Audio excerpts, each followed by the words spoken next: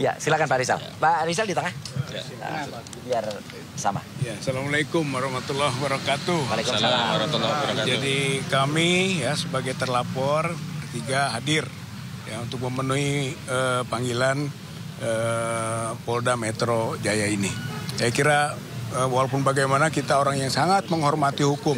Ya, gitu. ya. Justru yang kita sayangkan adalah pihak Polda Metro Jaya yang tidak menghormati hukum.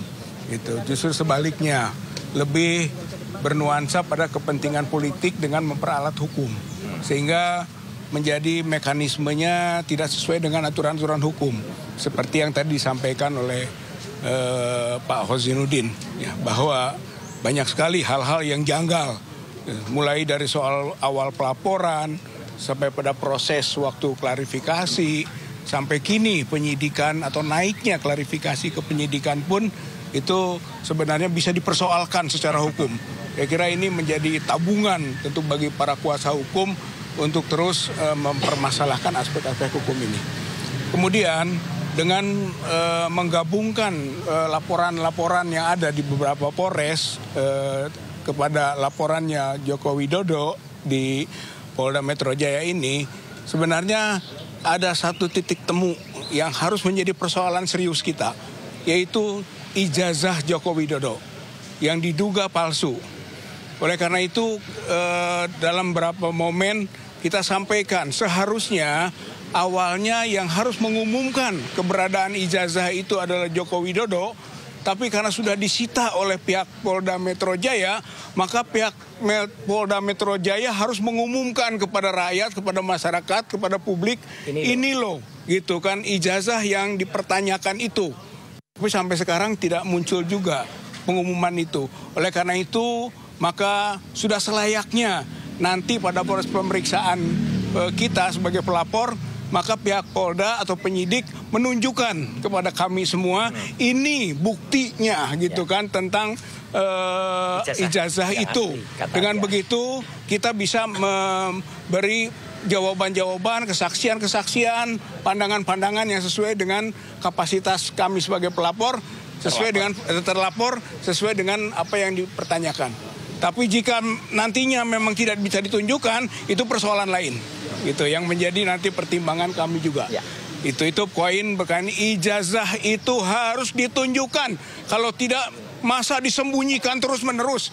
Kemarin yang menyembunyikan Joko Widodo, sekarang yang menyembunyikannya Polda Metro Jaya. Lalu siapa lagi nanti akan menyembunyikan? Saya kira ini persoalan serius bangsa dan negara kita. Selanjutnya, dengan menggabungkan seluruh laporan, itu gambaran bahwa ini ada apa yang kita sebut dengan gado-gado, ya. Gado-gado delik, gado-gado pasal, gitu kan. Gado-gado terlapor, gitu. Sembarang saja ini, gitu. Inilah kesewenang-wenangan dengan menggunakan alat hukum. Saya kira ini sangat berbahaya. Ini yang sedang kita hadapi sekarang ini bukan persoalan laporan Joko Widodo mengenai pencemaran dan fitnah. Bukan hanya itu. Ini persoalan bangsa mengenai bagaimana hukum diperalat oleh kepentingan politik atau kepentingan personal. Mantan Presiden RI 10 tahun. Saya kira ini persoalan yang sangat serius itu. Oleh karena itu, maka apa yang dihadapi oleh para terlapor sekarang dalam proses pemeriksaan itu pun menjadi bagian dari perlawanan kita untuk menegakkan terus keadilan, kejujuran, dan kebenaran. Saya kira ini adalah hal yang menjadi beban sekaligus kewajiban dari pihak terlapor, khususnya kuasa hukum juga, semualah kita. Bahwa yang layak untuk diproses hukum itu bukan kami, bukan. Gitu. Kami yakin tidak layak ini. Ini dicari-cari. Yang lebih layak untuk diproses hukum itu Joko Widodo. Karena dia yang dituduh, dia yang dipermasalahkan mengenai ijazahnya. Yang diduga palsu. Dia yang harusnya menjadi pesakitan. Oleh karena itu, sampai kapanpun kita akan mengejar. Sampai kapanpun kita akan melawan. Kita pribadi atau kita sebagai komunitas para pejuang kebenaran, kejujuran, dan keadilan. Atau warga masyarakat yang akhirnya sadar bahwa sebenarnya yang diyakini bahwa ijazah Joko Widodo itu palsu. Dulu awalnya keyakinannya jangan-jangan asli, gitu kan. Nanti dimunculkan yang asli. Sekarang nonsen, nggak ada itu yang asli. Yang disebut dengan kemungkinan berbeda dengan apa yang sudah ada sebagai konsumsi publik. Nggak ada itu. Yang ada sudah dianalisis, sudah dibongkar, sudah dikaji, sudah diteliti oleh Dr. Roy, Dr. Rismon, Dr. Tifa, dan yang lain-lain juga yang ikut serta menelaah bahwa sebenarnya kalau yang begitu itu ijazah palsu namanya. Gitu. Dan itu yang harus menjadi sekarang kewajiban dari Joko Widodo, membalikannya bahwa ijazahnya asli. Bukan kita yang menuduh ijazah palsu harus membuktikan. Yang harus membuktikan sekarang adalah Joko Widodo bahwa ijazahnya asli. Karena rakyat, masyarakat, bangsa Indonesia sudah yakin bahwa ijazah Joko Widodo baik yang SMA maupun yang perguruan tinggi atau UGM itu palsu. Makanya saya juga ikut serta membuat buku. Gitu ya. Bukunya itu publik yakin ijazah Jokowi palsu. Itu mudah-mudahan menjadi komplement dari buku induknya. Ya, buku induknya Dr. Roy, Dr. Rismon, Dr. Tifa mengenai Jokowi's White Paper. Ini pandangan publik sekarang. Politik, sosial, hukum dari pandangan publik masyarakat tadi tentang bagaimana mereka melihat ijazah Joko Widodo ini. Intinya adalah publik yakin ijazah Jokowi palsu. Saya kira kita akan berjuang terus. Apapun yang terjadi pada proses-proses hukum tidak akan mengurangi perjuangan kita semua. Insya Allah kebenaran akan terbukti, kejujuran menang, mengalahkan penipuan, kebohongan yang dilakukan oleh Joko Widodo.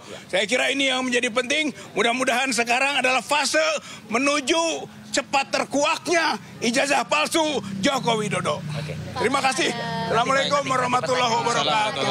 Bu Kurnia dulu. Nggak perlu. Bu Kurnia dulu. Pak, keburu maghrib. Bu Kurnia dulu.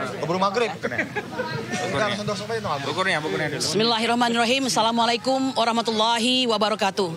Saudara sebangsa dan setanah air, saya ingin mempertontonkan bagaimana barometer hukum yang terjadi di Indonesia. 2 November 2023, Damai Hari Lubis selaku koordinator advokat tim pembela ulama dan aktivis melakukan pelaporan terhadap Anwar Usman di Polda Metro Jaya. Dan hari ini telah berlangsung hampir dengan 2 tahun, kami tidak pernah tahu apa yang terjadi dengan laporan kami tersebut. Akan tetapi, sebaliknya, pada tanggal 30 April 2025, seorang anak bangsa yang mengaku telah melaksanakan tugas sebagai presiden 2 periode melaporkan ke Polda Metro Jaya. Pada hari itu dilaporkan, hari itu pula langsung mendapatkan semacam perintah untuk melakukan penyelidikan, ya. Dan akhirnya memproduksi pada hari ini 12 terlapor. Inilah wajah daripada hukum kita pada hari ini, pada ulang tahun ke-80 Negara Kesatuan Republik Indonesia. Kami ingin mengatakan secara terang dan telanjang bahwa hukum itu ternyata tidak dilaksanakan dengan sebaik-baiknya dan sangat disayangkan itu datang dari aparat itu sendiri. Saya ingin mengatakan laporan kepada kami yang 12 ini ya bukanlah laporan yang ujuk-ujuk ya. Ini merupakan dasarnya adalah laporan kami terlebih dahulu yang menjadi Dumas di Bareskrim. Seharusnya jika berdasarkan pasal 10 Undang-Undang ya Perlindungan Saksi dan Korban itu tidak boleh dilakukan lapor balik oleh saudara Joko Widodo. Ya, justru dia melapor balik untuk mengcounter laporan kami tersebut. Mengapa kami mengetahui? Karena kedatangan kami ke Solo itu harus kami akui bahwa kami mendapatkan intimidasi langsung. Di mana beliau mengatakan bahwa karena ini sudah ramai, maka saya akan menempuh jalur hukum. Jalur hukum yang dimaksud itu bukan melakukan gugatan ke suatu pengadilan negeri, bukan. Akan tetapi mempolisikan. Dan inilah akhirnya kami telah sampai di fase penyidikan. Sebagai anak bangsa, kami mengatakan tidak ada satupun di antara kami yang takut di penjara. Tapi tidak pantas kami di penjara. Justru yang pantas di penjara itu adalah orang yang telah melaksanakan tugas sebagai pemimpin bagi negara ini dan banyak melakukan abuse of power, banyak melakukan kebohongan-kebohongan dan bahkan disinyalir ijazahnya yang menjadi dasar dia untuk mencalonkan diri sebagai seorang pemimpin disinyalir palsu ya. Saya ingin mengatakan bahwa ada banyak anak bangsa yang gara-gara ijazah ini menjadi hilang kesempatan baginya untuk bisa menjadi pemimpin bangsa. Ada banyak anak bangsa yang baik, yang hebat, yang pintar, yang cerdas, yang semuanya itu sesungguhnya tidak bisa dibandingkan dengan apa yang dia dapatkan pada hari ini ya. Nah, oleh karena itu dua hal. Jika kau memiliki ijazah, ya Bapak Jokowi yang kami hormati, lalu Anda tidak menunjukkan, itu berarti ada mens rea, apalagi digunakan untuk memenjarakan orang. Tapi jika Anda memang tidak mempunyai ijazah tersebut, maka itu berarti sebuah kejahatan. Demikian, Assalamualaikum warahmatullahi wabarakatuh. HUT kemerdekaan Indonesia, merdeka! Merdeka! Merdeka! Pak Kosinudin.